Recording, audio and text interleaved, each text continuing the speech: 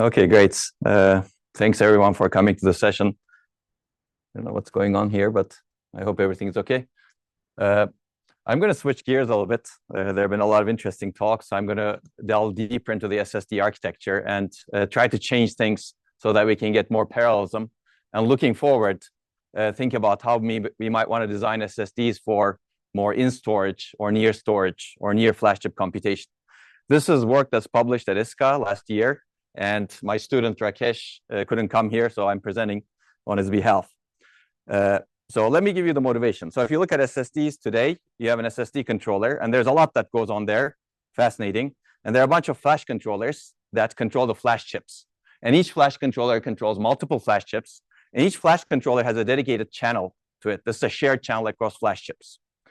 The problem is this shared channel causes path conflicts. Whenever you want to access multiple flash chips, the I/O requests that need to simultaneously access those flash chips use a single path, which is a shared path, and this leads to a path conflict.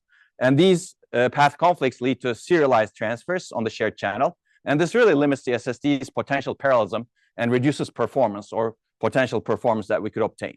Let me give you this pictorially. So if you have a flash controller, one of them, and if you need to access two chips on the same channel, you can send the commands, but they need to be serialized. Access to the chips can be partially parallel, and the data transfers coming out of the chips need to be serialized also. So there's a lot of serialization. And this problem becomes worse, of course, if you have many more requests going into the shared channel. Now, if you have requests going to two different channels, these could be completely parallelized because there is no interference between these two flash controllers and flash channels, and you save a lot of cycles in the end. And this becomes worse as you increase the number of chips that are on a single shared channel. Okay, so we want to actually save these cycles in the end. So we did a lot of studies. I'm not going to go through the results in detail. You can find them in the paper. And we found out that path conflicts increase the average I/O latency by about 57% in our experiments in a performance-optimized SSD. I'm going to show you results with cost-optimized SSDs later also. And if you actually have high I/O intensity workloads that keep accessing SSDs a lot, then this impact increases even more. So how did prior approaches tackle this problem? So baseline SSD, most SSDs are like what I described earlier. But there has been prior work that tried to increase the bandwidth by making wider shared channels. Clearly, this helps with bandwidth a little bit. It doesn't get rid of the path conflict problem clearly. These works don't provide path diversity. More recently, people have been looking at more network-based SSDs where you connect the flash chips in better ways, better interconnection networks, essentially. In addition to having horizontal shared channels, you could also have vertical shared channels and do some scheduling depending on which chips you're accessing. So that's good. There's some more path diversity over here. And in a more, let's say, invasive approach, you can actually have a network on chip where you actually have routers associated with each chip. This is a two-dimensional mesh network where each flash controller can actually access any flash chip that's on this network. Clearly, this is more costly.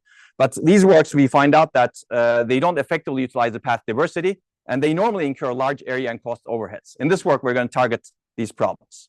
So our goal is to fundamentally address the path conflict problem in SSDs by increasing the number of paths to each flash chip from each flash controller. This is path diversity at low cost.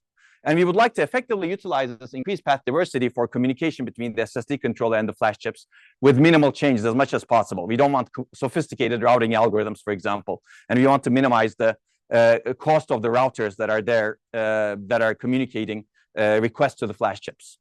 Okay, so we propose Venice. This is one example direction that we're following right now. We name it after the Venice canals, if you will. It's essentially, it has three components. It introduced a low-cost interconnection network, which I will describe, which uses conflict-free path reservations for each I/O requests. So it's really reservation-based scheduling on the network. And we also introduce a non-minimal fully adaptive routing algorithm for path identification. I'm going to describe each of these components in a little bit detail right now. So what does the architecture look like? Architecture looks like this. Here you have the flash nodes connected to flash chips. And again, we have a two-dimensional mesh network over here. And you have a bidirectional link between the flash chips. And if you look at each flash node, I should say flash nodes. If you look at each flash node, it consists of a flash chip that's unmodified from today. And we add a small router chip whose overheads we quantify in the paper, and I might talk about, to actually communicate between this within this network. Okay, and there's an I/O bus and links clearly. So now you have increased path diversity. Each flash controller can access any flash chip in this network. Then the question is, how do you route these requests? Now, the important thing is we don't change anything in the flash chip over here. The router chip is additional. So there's additional cost clearly, but this doesn't change the flash chip costs. Okay, so how do we actually do the path reservation? So if you want to, basically we use a scout packet to reserve a conflict-free path for each IO request. Let me give you an example over here. Assume that we're targeting to access flash chip 8 over here, and it's assigned to flash controller 1. There needs to be some scheduling algorithm also. The scout packet basically traverses the network, and it essentially goes through the router of each node, and basically reserves a path. So if the path is not reserved, it keeps traversing the X dimension over here, and it basically records that there's a path from flash controller 1 to this flash chip that we're trying to access, and you can reserve it because nobody else has reserved it, because the routers have that information. And then it traverses back, and it basically says, oh, I reserved the path. While doing the back traversal, it basically ensures that those paths are reserved for this communication. Okay, now you reserve that. If you need to access some other flash node from this flash controller, for example, you do the same process. The scout packet traverses in the X direction and then the Y direction. And then here it happens to be not reserved, so it reserves that path. Okay, the interesting thing happens when you get a conflict, as we will see. So this is path reservation. This eliminates path conflicts by enabling conflict-free IO transfer. And the overhead of this is negligible, and we quantify this in the paper because the size of the scout packet is actually very small. You don't transfer data. This is really a control packet. Okay, now let's talk about the adaptive routing algorithm. So we use non-minimal fully adaptive routing algorithm to route these scout packets when we don't have a minimal path available. And the goal is to effectively utilize the idle links in the interconnection network to find a conflict-free path. So let's take a look at this example that we had before. Flash controller 1 reserved the path to F8.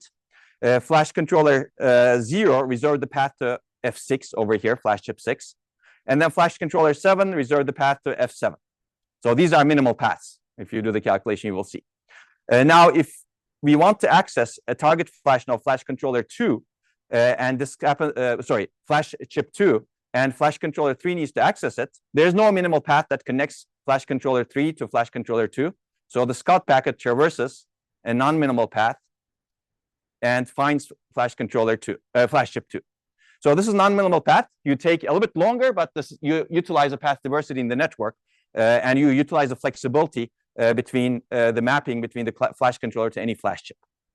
Okay, so there's a lot more in the paper. I covered the basics over here. You need to handle deadlock and live lock in any kind of routing in this scenario, and we have simple mechanisms for this.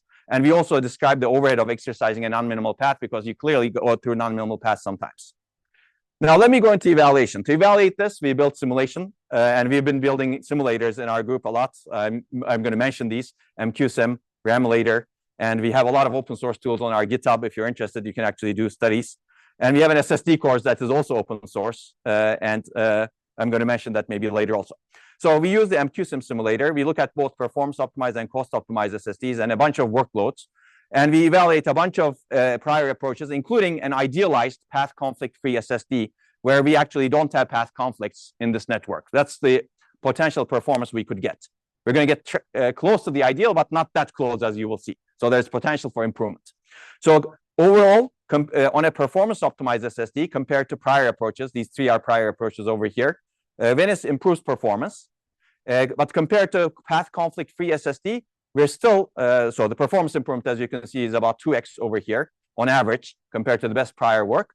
And we get within 45% of the path conflict-free SSD.